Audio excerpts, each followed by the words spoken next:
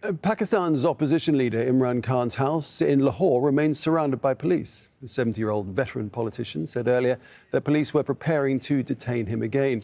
Khan was arrested last week in connection with a corruption case. On Thursday, Pakistan's Supreme Court ruled that arrest was illegal.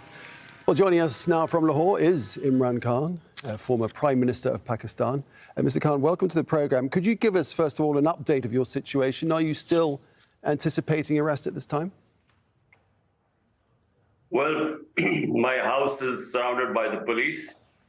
Basically, they've cut my house off from the main roads, and there was a police statement that there were 40 terrorists hiding in my house, so they were going to come and search for these terrorists.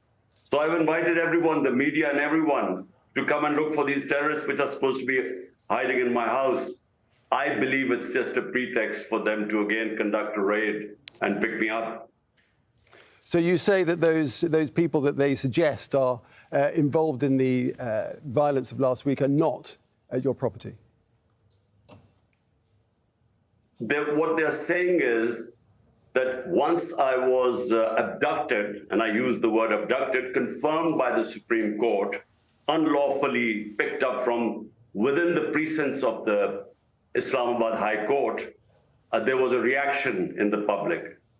We believe that any independent investigation will show that the people who came out for me were peaceful protesters, as they have been for 27 years. There were some people we believe were inserted in there which created arson. And that's what has given them the reason to crack down on us. 7,500 of our people are in jail today. All my top leadership is in jail. So you say that your supporters are not responsible in any way for the violence. And in fact, it was other elements who do not belong to the party or do not support you that caused the damage and violence instead. Is that what you're saying? What I'm saying, Nick, this was deliberate. And you have to know the background. The audience must know why. The reason is that the rating of my political party is 70% today. 70% compared to all the other parties, which are 13, 10% and so on. And so this is the election year. And all the parties plus the establishment wants me to be removed from the electoral field. And to do that, there have been 150 cases already on me. They've been trying to put me in prison before. Yeah, I understand what you're saying. I understand what you're saying, but I just want to get to the bottom of this, the fact that hundreds of police officers were injured and officials were seriously injured, and you're seriously suggesting that they were injured by their own side. No, what I'm saying is that for 27 years we have been holding protests over, like any political party does. When I was shot and I named one of the military intelligence officers one of the three suspects, why were there no burning and arson or anything? There were protests, but there were peaceful protests, but there was nothing like what happened now. What happened right now was that this was a deliberate, the arson I'm talking about, the arson was committed deliberately. 25 people died in this. 700 people got bullet wounds, all of our supporters. And if there's any independent inquiry, you will find that there were peaceful protesters. And the arson was done. Already the evidence is coming out. In social media days, you can't hide it. All right, well, let's see, out evidence as and when and if there's an investigation, we'll see what the reality was. But do you not feel that by calling your supporters out to protest, you are effectively inciting violence? Look, Nick, I mean, which democracy does not allow people to protest peacefully when they think they've been wronged? Name me a democracy. When I'm picked up unlawfully, I was on bail, they could not pick me up. They grabbed me, not just grabbed me, but they beat up people. People got injured. They took me like an ordinary terrorist. What did you think? Would there not be a reaction? Would there not be peaceful protest on that? There were always going to be protests. But what I'm saying is that the arson was not us. And I can again say that whenever there's independent investigation, it will be proved that it wasn't us. You, of course, were given bail by the Supreme Court. Do you not then have faith in Pakistan's judicial system? The only thing that is holding together Pakistan's democracy is our judicial system. This is the only thing. Otherwise, what is happening now is people come out, get bail from one case, immediately there's police which grabs them and takes them in for some other case. How can 7,500 people be in jail? How can all the top leadership be in jail? At least they must prove there must be some evidence that they were involved in some wrongdoing. All my people have always been told to protest peacefully. And I have all the statements. From 27 years, I've always said, stay between the Constitution and the law. Do not indulge in any violence.